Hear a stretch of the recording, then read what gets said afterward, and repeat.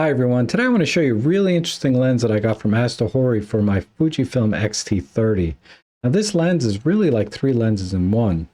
First, it's an 85mm f2.8 prime, so it makes a really nice portrait lens or short telephoto, but it's also an 85mm macro lens that gives you true one-to-one reproduction. And then finally, it's also a tilt lens, where you can shift the focal plane onto the sensor to give you some very surreal effects and or do things that you really can't do with any other kind of lens. And I'll give you some examples of that as well. So let's get started. So first, let's get some of the basics out of the way. As I said, it's an 85mm f2.8 prime lens with macro and tilt ability. And like most tilt lenses, it is fully manual focus. I found the focusing ring and the aperture ring very well dampened. I didn't have any problems focusing or adjusting aperture. They're not too loose or too tight. And with focus peaking, it was very easy to manually focus this lens. Now the build quality I feel is excellent. It's an all metal design and it's actually quite hefty because of the tilt functionality. So it comes in a little over 700 grams. But when I was out using the lens, the tilt feature, the focusing and the aperture, nothing felt cheap or budget about this lens. It felt very, very high quality. The lens is also very easy to read because the markings are very clear for aperture and focus distance and magnification, and there's even a depth of field scale. Now some of you may want to pause here if you're interested in any particular specification, but I wanted to point out a couple of things. One is the closest focusing distance of 25 centimeters. In practice, it's a little bit different how that works, and I'll explain that when we look at the macro images. And also it says that this is for a full frame camera. Now that is true if you're using this as an 85mm prime or as a macro lens, but the functionality as a tilt lens is very limited on a full frame camera. And I'll explain that when we get to the tilt section. All right, let's look at some images, and I'm just going to start out with a brick wall test where I take pictures at different apertures and then we'll compare them. Now if we go to the center at f2.8, you can see that it's relatively sharp. It's a little bit soft, as you'll see. And then when we go to the corners, there's a tiny bit of vignetting. And if we check the corners, you might be able to tell that it's even a little bit softer than it is at the center, but it's pretty even, I think, overall.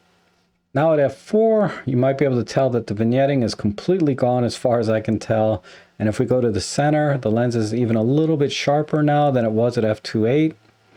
And if we go to the corners, again, sharper than it was at f2.8, but not quite as sharp as it was in the center. Now here at f5.6, we're definitely getting much sharper here at f5.6 than we were at f4.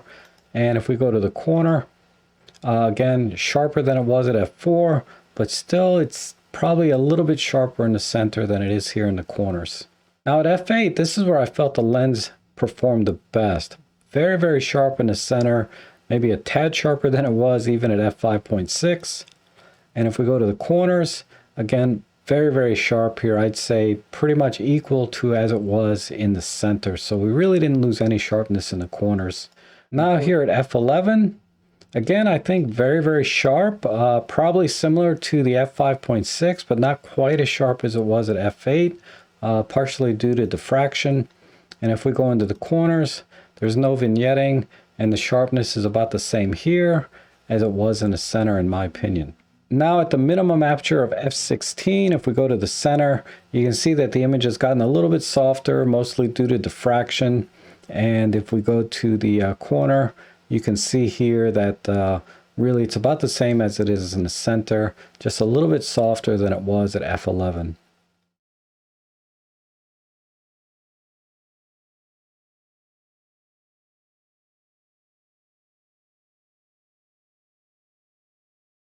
So I'd say that was a pretty good performance, if not typical of lenses in this class, where it's pretty sharp wide open, but it's at its best when you stop it down to say f5.6 and f8.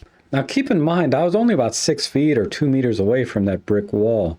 And by design, lenses can be sharper at closer distances or at longer distances. And it's extremely difficult to design a lens to be equally sharp both close and far away. So I did another test focusing on something closer to infinity. So let's see how the lens does now. So here's the scene, and I'd say the cross on the top of this church was roughly about 200 yards or 200 meters away from where I was standing. So let's take a look at a 100% crop at the various apertures. Now again, we're seeing a typical performance where the lens stopped down to about f8 is doing its best. But overall, I'd say it's probably not performing quite as well as it did when we were focusing at things closer to us like the brick wall. There's also some other very minor defects like chromatic aberrations where you get purple or blue fringing in the images, and that's easily fixed in post-processing, as well as some very minor ghosting and flaring, which if you use a lens hood, that generally takes care of that as well. Now let's look at some images that I would normally take of my dog or out when I'm on photo walks, but as you can see, the bokeh here is very creamy and smooth. I really have no problems with that, and the lens is performing very well when I focus on things close up.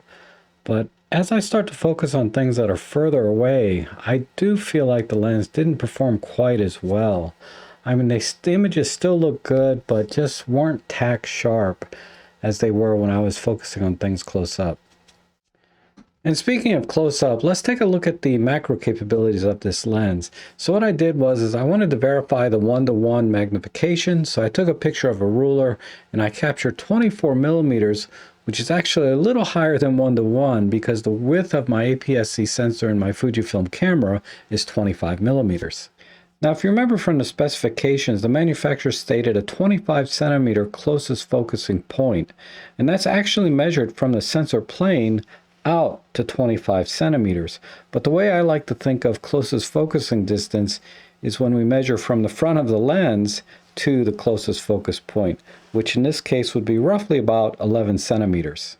Now 11 centimeters is a really good working distance and still get that 1:1 magnification, because I've seen some macro lenses, the working distance is like 1 centimeter to get that 1:1 magnification. And having a working distance solves a couple of problems. One is particularly like if you're trying to add light to your subject, either through flash or maybe you're using a handheld LED light, you're less likely to cast a shadow onto the subject from the lens itself. Also, being able to stay a little bit further away from those little insects and small creatures, they're less likely to fly away because you're not right up on them. So now looking at these images here, I took these and these are almost 1:1, maybe 1:2, but I had enough working distance so that I could put my flash over the flower without worrying about shadows, and I think I captured some really nice shots here. Now this image here is definitely 1:1, but the depth of field was so narrow that it's actually, this is a stack of about 25 images so I could get everything in focus, but I think the results were really amazing. So as a macro lens, I think it does an excellent job. I mean, I'm really happy with the results because having that working distance allowed me to add lighting the way I wanted to. And then when I was doing the focus stacking, the focus ring is very smooth and very precise, so it's very easy to make adjustments for the focus stacking part. Now, the last thing we need to talk about is the tilt function of this lens, because not only does it tilt up and down, you can rotate the lens along the mount here in 360 degrees and tilt the lens left to right if you want, or at any angle, thereby changing the focal plane of the lens to the sensor. And this can create some very surreal effects if you want to try to get creative, but there's also some practical purposes for the tilt lens, and I'll show you what those are. Now, one of the more common things people like to do with the tilt lens is try to get like this miniature effect. But honestly, at 85 millimeters on an APS-C sensor, the focal length is a little bit too long to make that really effective, so I don't really recommend it for doing that, but you can do things like this. Like here's a normal shot at f2.8 with no tilt, but if I tilt the lens down, the focal plane shifts from her head up to the balcony, and then if I tilt the lens up, the focal plane shifts from her head down to the steps. And here's another one at just straight on f2.8, but if I tilt the lens up, I can shift the focal plane down to the grill and below. And then if I tilt the lens left and right, you can see the focal plane shifts here to the right, and then in this case, now it's shifting to the left. Now I've seen much more creative things online than I've been able to do for you here, but let me show you another example that might make this a little bit clearer what's happening when we tilt the lens. So here's a normal shot at f2.8, and I took this into Photoshop and said find edges. And so the darker areas here are what's in focus. And if I tilt the lens down, you can see I can bring the entire grassy area into focus. But if I tilt the lens up, I take the focal plane out of focus with the grass. And if I tilt the lens left or right, you can see the focal plane shifts to the left and to the right in a straight line. So once you understand what's happening to the focal plane when you're tilting the lens and depending on the rotation, you can start to be even more creative and do things that are very difficult to do, if not impossible, in post-processing. So this is particularly true with like product photography. Let's say, for example, we want to do a product shot on the box for this lens. And this is just a normal shot at f2.8. And we have a nice shallow depth of field, but you can see the front of the box is not completely in focus. So one of the options might be is to stop the lens down to f11. And as you can see here, now the box is mostly in focus, but we've lost that shallow depth of field, and now we can see all of the textures and everything in the background here. So what I can do is just tilt the lens a little bit to the left, and you can see now we have the front of the box entirely in focus, but we have maintained that very shallow depth of field in the background. Now here's another quick example. Here's a normal shot at f2.8, and as you can see, the back of the camera is out of focus. If I stop down to f11, now I have pretty much everything in focus, but I've kind of lost that shallow depth of field that I wanted. And if I tilt the lens right in this case, you can see that now I have the entire right side of the camera in focus, but I've maintained that shallow depth of field. In fact, I lost a little bit of the focus plane on the left side here, but that's okay. My focus here is on the right side of the camera. Now going back to the box here, you can achieve the same thing in post-processing without a tilt lens through focus stacking. So this image here is a stack of 12 images, and then I stacked them in Photoshop, and it's almost perfect, but there are still some defects in this shot that aren't obvious because it actually the holes in the focus stacking happened in the black areas of the box. But on any other kind of product, that would be a problem. And even if you achieved a perfect focus stack and composite, it still took you 12 shots and stack processing time to make the same image, whereas with a tilt lens, you could do it in a single shot. Now when you look at this image, I've shifted the focus plane right down the center so that the left and right are blurry, but I got a nice sharp image down the middle. And this is about as creative as I can get. But if you stop the lens down and tilt it, you might get this, even on an APS-C sensor. So when you're tilting the lens on an APS-C sensor, you want to shoot wide open at f2.8, and that'll avoid this for the most part, although I still see some vignetting sometimes, particularly on the edges. This is particularly bad on full-frame cameras where the image circle doesn't quite cover the entire sensor when you're shifting the lens. So you have to watch out for this when you're tilting the lens. Now that said, when I ran into this problem in the field, I would just back off the tilting a little bit and it was just fine. And then also I had to make sure I was stopped at f2.8 and not anything smaller.